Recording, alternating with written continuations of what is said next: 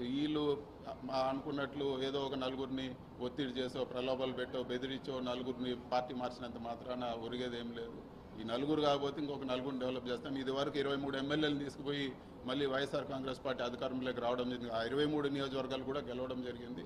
ఇవన్నీ పెద్ద విషయం కాదు. ముఖ్యంగా ఈరోజు చాలా దాడులు జరుగుతున్నాయి. ఇల్లులు కూల్చడం ఇవన్నీ కూడా ఎప్పుడు లేదు. పొంగునూరు చరిత్రలో ఇల్లులు కూల్చడం అనేది ఎప్పుడు లేదు. పొంగునూరుకి ఇన్వెస్ట్మెంట్ వచ్చింది. బస్సుల ఫ్యాక్టరీ ఈరోజు జర్మనీ వాళ్ళు పెట్టడానికి వచ్చారు. ఈరోజు వాళ్ళు సందిగ్ధంలో పడ్డారు.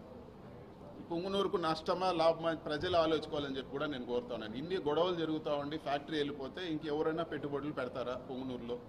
ఈరోజు వాళ్ళు వచ్చి శంకుస్థాపనకు వచ్చి పూజ చేసి అన్నీ పోయి ఈరోజు వాళ్ళు ఒక సందిగ్ధంలో పడ్డారంటే ఈరోజు ఎంత దారుణంగా ఉందో పరిస్థితి అర్థం చేసుకోవాలని చెప్పి కూడా నేను తెలియజేస్తున్నాను. పొంగునూరు నియోజకవర్గం పైన ఇదివరకు కూడా కక్ష కట్టారు.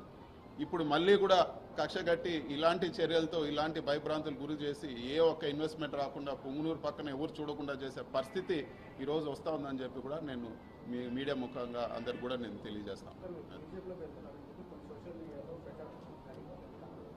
అది ఒక బుద్ధి లేని వెధవలు చెప్తూ ఉంటారు. దాని గురించి పట్టించుకోవాల్సిన పని లేదు. దాని గురించి అసలు వివరణ ఇవ్వాల్సిన పని కూడా లేదు.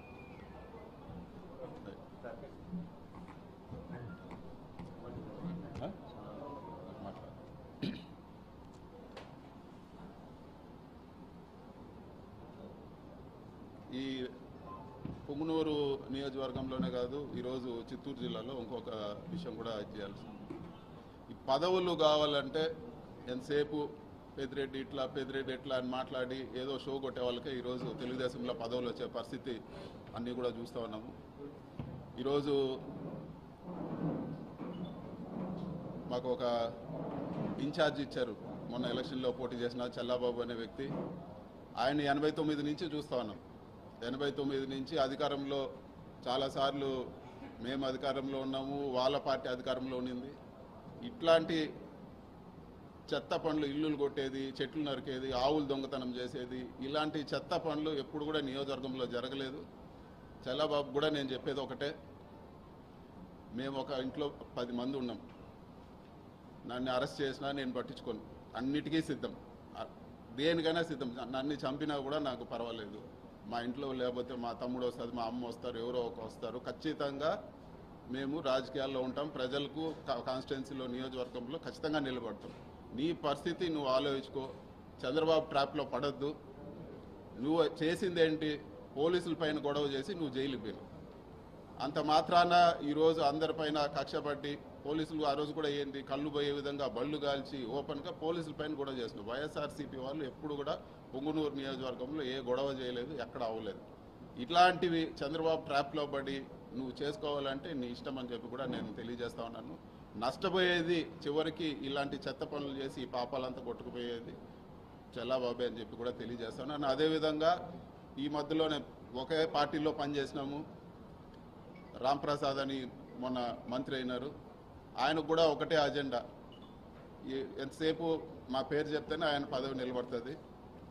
ఆయన కూడా నేను చెప్పేది ఒకటే, కొత్తగా మీరేమి అమెరికా నుంచో లండన్ నుంచో వచ్చిందేం కాదు. అందరూ కూడా ఇక్కడ చూస్తూనే ఉన్నాము. నిన్ను కూడా అందరూ కూడా చల్లాబాబు కానీ లేకపోతే రాంప్రసాద్ కానీ చిన్నప్పుడు చెడ్డీలు వేసుకున్నప్పటి నుంచి అందరూ తెలుసు. రాజంపేట పార్లమెంటు పరిధిలో అదేవిధంగా ఈరోజు మీడియాలో చూస్తున్నాము. రాష్ట్ర వ్యాప్తంగా కూడా ఈరోజు వైఎస్ఆర్ కాంగ్రెస్ పార్టీ నాయకులు, చిన్న లీడర్లు, వీళ్ళందరిపైన ఆస్తులపైన భౌతిక దాడులు, అదేవిధంగా రకరకాల ఈరోజు దాడులు గురవడం చూస్తూ ఉన్నాము.